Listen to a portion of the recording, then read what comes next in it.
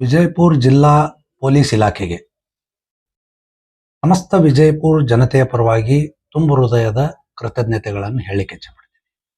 ಯಾಕಪ್ಪ ಅಂದ್ರೆ ಕಳೆದ ಹಲವಾರು ವರ್ಷಗಳಿಂದ ವಿಜಯಪುರ ನಗರದಲ್ಲಿ ಏನಿವತ್ತು ಖುಲ್ಲಾ ಜಾಗೆಗಳು, ಓಪನ್ ಸೈಟ್ಸ್ ಏನಿರ್ತಾವ, ಏನೇ ಪ್ಲಾಟ್ ಹಾಕಿಬಿಟ್ಟಿರ್ತಾರೆ, ಅಲ್ಲಿ ಗಾರ್ಡನ್ಗಳಲ್ಲಿ, ಬೇಗಂ ತಲಾಬು, ಭೂತ್ನಾಳಕೆರೆ, ಪ್ರವಾಸಿ ತಾಣಗಳಲ್ಲಿ ಖಾಲಿ ಇರುವಂತಹ ಒಂದು ಸ್ಥಳಗಳಲ್ಲಿ ಕೆಲ ಕಿಡಿಗೇಡಿಗಳು ಹಗಲು ಅನ್ನದೆ ಸಾಯಂಕಾಲ ಅನ್ನದೆ ತಮಗೆ ಯಾವ ಸಮಯ ಬೇಕೋ ಆ ಸಮಯದಲ್ಲಿ ಮದ್ಯದ ಬಾಟ್ಲಿ ತಂದು ಅಲ್ಲಿ ಕುಡಿದು ಕುಪ್ಪಳಿಸಿ ಸಾರ್ವಜನಿಕರಿಗೆ ಅತೀವ ತೊಂದರೆ ಮಾಡ್ತಾ ಇದ್ರು.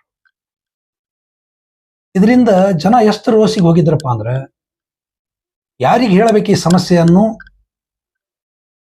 ಯೋಚನೆ ಮಾಡ್ತಾ ಇದ್ರು.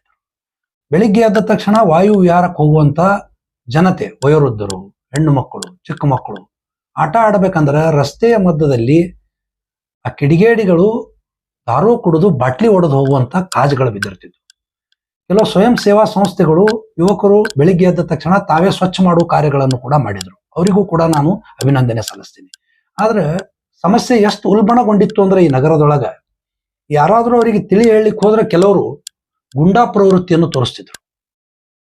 ನಾವು ನಮ್ಮ ಮರ್ಜಿ, ನಾವೆಲ್ಲಿ ಬೇಕಾದಲ್ಲಿ ಕೂತ್ ಕುಡಿಯೋರು, ನೀವ್ಯಾರು ಕೇಳೋರು, ಇಸ್ಪೀಟ್ ಆಡೋದು, ಕುಡಿಯೋದು, ಸಾರ್ವಜನಿಕ ಸ್ಥಳಗಳನ್ನು ಇವತ್ತು ಹೆಂಗ ಬೇಕು ಹಂಗ ನಮ್ಮ ಮನಸ್ಸಿಗೆ ತಕ್ಕ ಉಪಯೋಗ ಮಾಡಿಕೊಂಡು ಜನರಿಗೆ ಇವತ್ತು ಕಿರಿಕಿರಿ ಉಂಟು ಮಾಡೋ ಕೆಲಸ ವಿಜಯಪುರ ನಗರ. ಕಳೆದ ಒಂದು ತಿಂಗಳ ಹಿಂದೆ ನಾನು ಮಾನ್ಯ ಜಿಲ್ಲಾ ಪೊಲೀಸ್ ವರಿಷ್ಠಾಧಿಕಾರಿಗಳಿಗೆ ಒಂದು ಮೆಸೇಜ್ ಅನ್ನು ಹಾಕಿದೆ. ಅವಾಗನಿಂದ ಕೆಲವೊಂದು ಕಡೆ ಕಾರ್ಯಾಚರಣೆ ನಡೀತಾ ಇತ್ತು, ಆದ್ರೆ ಅಷ್ಟೊಂದು ಪ್ರಭಾವಿಯಾಗಿ ನಡೆದಿರಲಿಲ್ಲ. ಆದ್ರೆ ನಿನ್ನೆಯ ದಿನ ಏನು DSP ಸಾಹೇಬರು, SP ಅವರ ಒಂದು ನಾಯಕತ್ವದಲ್ಲಿ DSP ಅವರು, CPI ಅವರು ನಗರದ ಗಾಂಧಿ ಚೌಕದಲ್ಲಿ ಅಂಥವು ಯಾವ್ಯಾವ ಕಿಡಿಗೇಡಿಗಳು ಎಲ್ಲೆಲ್ಲಿ ಹಿಂಗೆಲ್ಲ ಓಪನ್ ಆಗಿ ಮದ್ಯ ಸೇವನೆ ಮಾಡೋದು, ಸಾರ್ವಜನಿಕರಿಗೆ ಕಿರಿಕಿರಿ ಮಾಡೋದು, ಅದರ ಲೈಸೆನ್ಸ್ ಕ್ರಿಯೇಟ್ ಮಾಡೋದು, ಇಂಥವ್ರು ಮಾಡ್ತಾರೆ, ಅವ್ರ ಮೇಲೆ ಕ್ರಮ ಕೈಗೊಳ್ಳುವಂತ ಕಾರ್ಯ ನಿನ್ನೆಯಿಂದ ಪ್ರಾರಂಭ ಮಾಡಿದ್ದಾರೆ. ಈಗಾಗಲೇ ಎಲ್ಲ ಮಾಧ್ಯಮದಲ್ಲೂ ಕೂಡ ಬಂದಿದೆ.